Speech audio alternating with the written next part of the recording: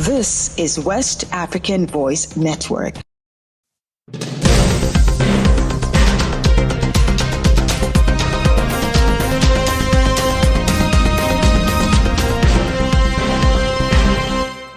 Glad to have you join us on Newswave on West African Voice Network. I am Fatima Ibrahim. We begin with development in Nigeria as gas tanker explosion kills 2, destroys vehicles and buildings. A gas-laden tanker exploded in Lagos, Nigeria on Tuesday, killing 2 people and injuring 3 others, according to the Lagos State Emergency Management Agency, LASEMA. LASEMA's Permanent Secretary Femi Oke Osanyitolu confirmed that the injured were taken to hospital for treatment as the fire engulfed 12 vehicles, 8 tricycles, and a building. Emergency response teams, including LASEMA's Tiger Response Team, were deployed to contain the inferno while authorities sealed off the area. Motorists were advised to take alternative routes. The Lagos State Traffic Management Authority, LASMA, reported that the fire spread to nearby structures, including a church, a residential building, and a mechanics park near the Otedola underpass adjacent to CMD Road. The Lagos State Fire and Rescue Service, in a statement on X, said its teams were battling the fire, which was caused by a 30-ton DAF gas truck. The agencies assured the public that efforts were underway to fully extinguish the flames and restore normalcy. Let's move to Ghana, where President Mahama urges new ministers to prioritize service and integrity. President John Dramani Mahama has called on newly appointed ministers to embrace teamwork and dedicate themselves to national development. Speaking at the swearing-in ceremony at Jubilee House on Wednesday, the president emphasized the need for selfless leadership, urging the ministers of state and 13 deputy ministers to uphold integrity in their roles. He reminded them to avoid extravagant lifestyles and focus on serving the people of Ghana. Additionally, he reiterated the importance of declaring their assets upon assuming office, reinforcing accountability in governance. The newly sworn-in ministers, having successfully undergone vetting and preliminary approval, are expected to support their respective sector ministers in implementing government policies and initiatives. The happenings in Senegal, the country launches Safe Suburb initiative to combat insecurity.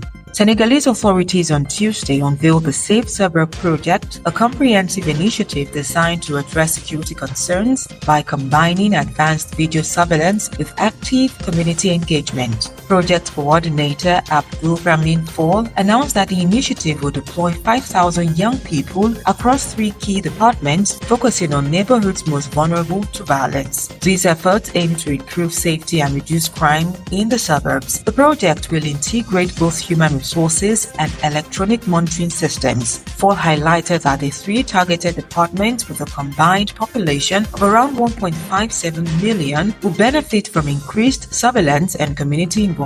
Amadu Kwamba Ndiaye, prefect of the Gwedewaye department, praised the initiative, stating that the installation of surveillance cameras alongside the mobilization of local youth will significantly enhance neighborhood monitoring and act as a strong deterrent to criminals. Local authorities emphasized the importance of collaboration between security forces, local government, and community leaders to ensure the project's success and foster safer urban environments. In Burkina Faso, President Traoré acquires ultra-modern mobile field hospital. Burkina Faso's transitional president, Captain Ibrahim Traoré, has handed over an ultra-modern mobile field hospital to the Ministry of Defense and Veterans Affairs aimed at improving on-site medical care for wounded soldiers. The hospital, equipped with 2 specialized vehicles and 8 hours of autonomy, will be deployed near combat zones in secure areas to provide immediate medical attention before evacuations to larger medical centers.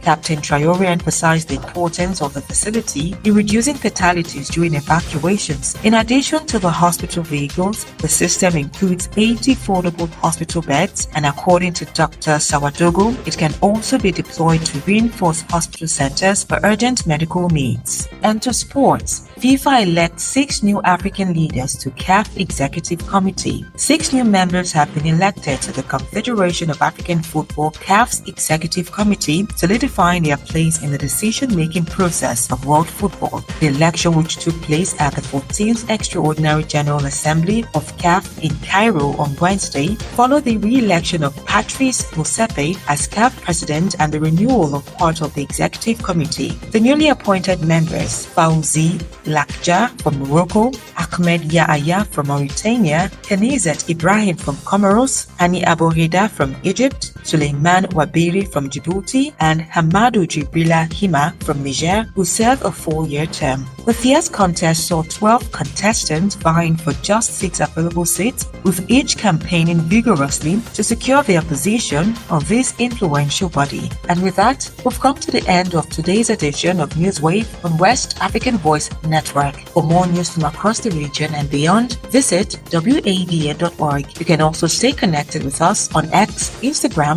Facebook, and LinkedIn at WAVN News, and on TikTok and YouTube at West African Voice Network. I am Fatima Ibrahim. Enjoy the rest of your evening.